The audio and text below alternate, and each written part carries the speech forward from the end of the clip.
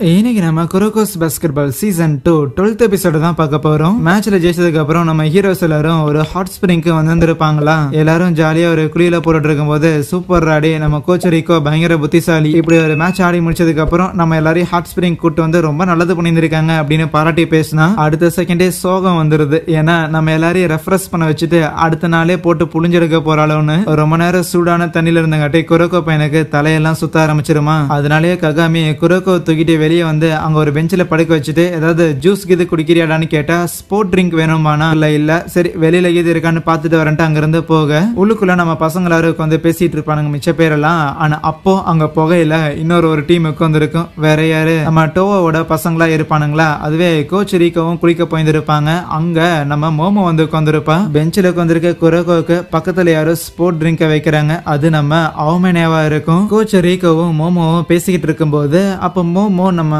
Rico கிட்ட ஏதோ ஒரு விஷயத்த சொல்றா. அது என்னன்னு காட்டல. குளியல் போட்டுக்கிட்டு இருந்த நம்ம பசங்களும் அந்த டோவோட பசங்களும் ஸ்டீம் பாத் எடுக்கலான்னு சொல்லி போய் உட்காந்துருப்பானுங்களா. அங்கேயுமே யாரு கடைசி வரைக்கும் உட்காந்து தாக்கு பிடிக்கிறாங்கன்னு பாக்கலான்னு வெட்டி வீரப்புக்கு உட்காந்துட்டு இருப்பானுங்களா. கூடவே அந்த டோவோட கேப்டன் நம்ம கேப்டன் ஹியூகா கிட்ட பரவாயில்ல நீங்க ரொம்பவுமே இம்ப்ரூவ் ஆயிருந்திருக்கீங்க. கடைசியா நாங்க உங்ககிட்ட போட்டி போட்டதுல கம்பேர் பண்ணும்போது ஜென்யூனாவே நீங்க வேற ஒரு டீம் மாதிரி எங்களுக்கு ஃபீல் ஆகுறீங்கன்னு சொல்லக்குள்ள அதுக்கு கேப்டன் ஹியூகா இந்த புகழ்ச்சியில ஒரு பக்கம் இருக்கட்டும், ஆனா அதே நேரத்துல இன்சிடென்டா தான் நாங்க உங்களை இங்க மீட் பண்ணியிருக்கோம் அப்படின்னு நம்புற அளவுக்கு நான் ஒன்னும் பால் புட்டி கிடையாது. மேட்ர சொல்றான்னு கேட்டா இங்க குரோக்காவும் அவமனேவும் மாறி மாறி பாத்துக்கிட்டு இருப்பானுங்களா. அப்ப அவமனே தான் இன்னைக்கு நான் மேட்சை பார்த்தேன், நீ அதுல ஏதோ ஒரு புதுசான மூவ் ஒன்னு ட்ரை பண்ணிருந்தீல அதை பத்தி தான் மோமோ கூட என்கிட்ட பேசிக்கிட்டு இருந்தா அப்படின்னு சொல்லும் போது அதுக்கு குரோக்காவும் ஆக்சுவலி அந்த மூவை உனக்கு எதிராக பயன்படுத்துறதுக்காக தான் நான் டெவலப் பண்ணேன்னு சொல்லுவானா. அவமனேக்கு சிரிப்பு வந்துடும். என்னது அதை நீ எனக்கு எதிராக யூஸ் பண்ண போறியா?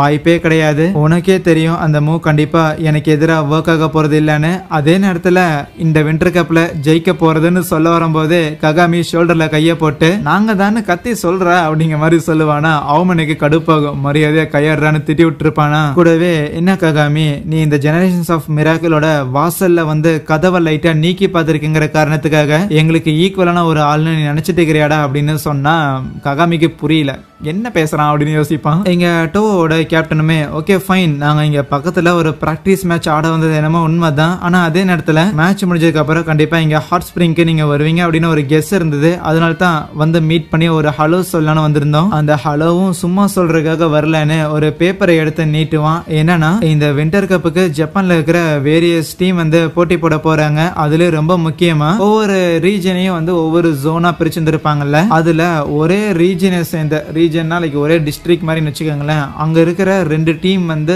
மோதக்கூடாதுங்கிறது ரூல். ஆனா அந்த ரூலை இந்த தடவை கொஞ்சம் மாத்தி அமைச்சிருந்திருக்காங்க. அதனால என்ன பிரச்சனைனா வின்டர் கப் டோர்னமெண்டோட மொதல் மேட்ச் நம்ம ஹீரோஸுக்கும் இந்த டோவோக் ஸ்கூலுக்கும் தான். இதையே தான் மோமோவும் ரீகோ கிட்ட சொல்லியிருந்திருப்பா. ஆக்சுவலி எனக்கு குரோக்கோவை ரொம்ப பிடிக்கும் தான், அந்த காரணத்துக்காகவே அவ்வளோ ஈஸியா அவங்க கூட நாங்க ஆட போறது கிடையாது. கண்டிப்பா எங்களோட ஃபுல்லஸ்ட் கொடுத்து உங்களை தோக்கடிப்போம். என்ன பண்றது, இவ்வளவு கஷ்டப்பட்டு உள்ள வந்து அவ்வளவு சீக்கிரம் வெளியில போக போறீங்கன்னு நினைச்சாதான் வருத்தமா இருக்குதுன்னு சொன்னா நம்ம ரீகோலாம் விட்டா சண்டைக்கே போயிடுவா போல, யாருன்னு பாத்தரலாண்டி அப்படின்னு தான் பேசிட்டு இருப்பா. ஈவன் நம்ம ஹீரோஸ் கூட கண்டிப்பா எங்களால உங்களை ஜெயிக்க முடியும், ரொம்ப எல்லாம் ஆடாதீங்கடான்னு சொல்லும் போது அதுக்குமே அந்த டோவோட கேப்டன் அப்படியே சிரிச்சுட்டு சரி உங்களுக்கு நெஞ்சில மஞ்சாசோர் இருக்குதுன்னு ஒத்துக்கிறேன், இருந்தாலும் இன்னைக்கு ஆக்சுவலி நாங்க ஜோசி அப்படிங்கிற ஒரு ஸ்கூல் கூட தான் பிராக்டிஸ் மேட்ச் ஆடணும், உங்களுக்கு ஞாபகம் இருக்கான்னு கேட்டா நம்ம ஹீரோஸ்க்கும் ஞாபகம் இருக்கு. அடா ஆமா, நாங்க 108 அவங்க 61 சொல்லி கிட்டத்தட்ட 50 பாயிண்ட்ஸ் டிஃபரன்ஸ்ல ஜெயிச்சோம். ஆமா அதே ஸ்கூல் தான், ஆனா அந்த ஸ்கூல் கூட இன்னைக்கு நாங்க விளையாடின பிராக்டிஸ் மேட்ச்ல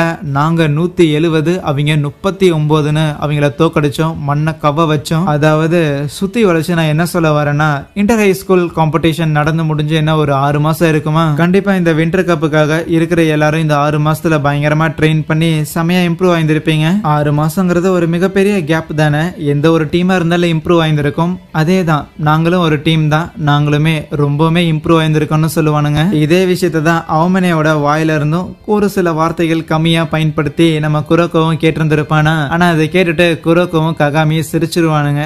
உங்களை தோக்கடிக்க முடியாது அப்படின்லாம் நீ சொல்லாத, உங்களை தோக்கடிக்கிறது கஷ்டமா இருக்குன்னு சொல்லு, அதை வேணா நாங்க ஏத்துக்கிறோம், ஏன்னா ஏற்கனவே தோத்ததுக்கு கணக்கை நேராக்க வேண்டியது இருக்குது இல்லன்னு அவமனையவை சேலஞ்ச் பண்ணிட்டு இருப்பான். அப்படியே கட் பண்ண அடுத்த நாள் நம்ம ஹீரோஸை ஏதோ ஒரு மலைக்கு கூட்டிட்டு வந்திருக்காளா. ட்ரைனிங்காக எல்லாரும் கிளம்பி வெளியில வராங்க.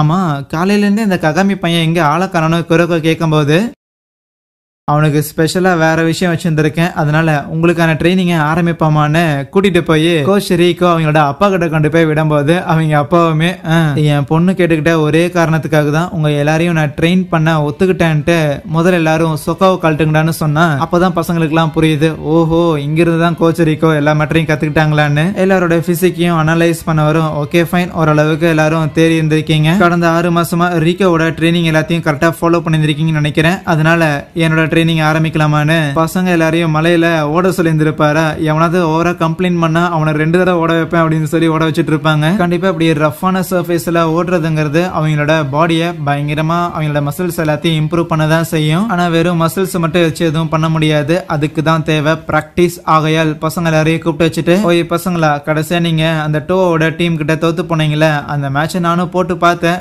ரிப்பீட்ல போட்டு பார்க்கும்போது ஆரம்பத்துல என்னன்னா அந்த டோவோட பிளேயர்ஸ் எல்லாரும் இண்டிவிஜுவலான ஸ்கில்ஸை யூஸ் பண்ணி தான் கேம் ஆடுறாங்க, அவங்க எல்லாரும் தனித்தனியா தான் கேமையே ஆடுறாங்க அப்படின்னு நான் நினைச்சேன். ஆனா நான் நோட் பண்ண வரைக்கும் உங்களை விட பெட்டரான ஒரு டீம் கேம் அவனுங்கிட்ட இருந்துச்சுன்னு சொல்லி ஷாக் கொடுக்குறாரு. ஆப்வியஸா டோவோட பிளேயர்ஸ் எல்லாரும் இண்டிவிஜுவலா ஸ்கோர் பண்ணணும் அப்படின்னு தான் முயற்சி பண்றாங்க, ஆனா அவங்க எல்லாருமே டீமுக்காக ஸ்கோர் பண்ணணும்னு முயற்சி பண்றாங்க. அதுவே போதும் ஒரு டீமா ஆடுறதுங்கிறதுக்கு. கையை கோர்த்துட்டு நாங்க எல்லாரும் ஃப்ரெண்ட்ஸ் சொல்றதை விட டீமுக்காக ஸ்கோர் பண்ணி ஜெயிக்கிறது தான் ஆக்சுவல் டீம் ஒர்க்குங்கிறதுக்கான அர்த்தம். ரொம்ப முக்கியமா டே நாளுக்கண்ணா, நீ அந்த டோவோட மேட்ச்ல அந்த சக்கரா அப்படிங்கிற பையனுக்கு எதிராக ஆடும்போது நீ பால ட்ரிபிள் பண்ணி எடுத்துட்டு போனீல, உனக்கு தான் ட்ரிபிளிங்கே வராதுல்ல, அப்படி இருக்கும்போது எதுக்கு நீ எல்லாம் ட்ரிபிள் பண்ற? ஒழுங்கு மரியாதையே உன்னால அங்கேயே இருந்து ஷூட் எடுக்க முடியாதா என்ன? அது மட்டும் இல்லாம அந்த டைச்சி அப்படிங்கிற ஸ்கூலுக்கு எதிராக நீ ஆரம்பத்துல இருந்தே ஸ்கோர் பண்ண ஆரம்பிச்சிருந்தீங்கன்னா ரொம்ப ஈஸியாவே அவனுங்களை ஜெயிச்சிருந்திருக்கலாம். உன்னால பண்ண முடியற அந்த 3 பாயிண்ட் ஷூட்டருங்கிறது சேரினோட ஒரு லைஃப் லைன் மாதிரி. ஆகையால் உன்னை எவனாவது பிளாக் பண்ண வரானா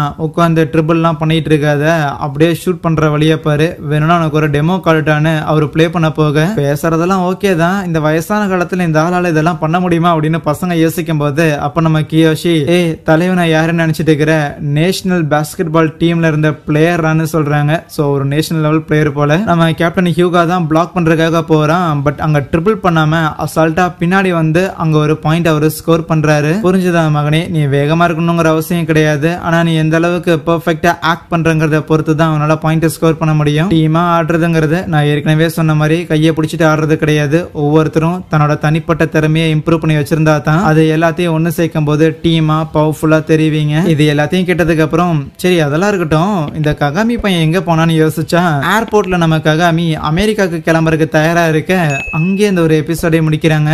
சோ யா, தேங்க்யூ.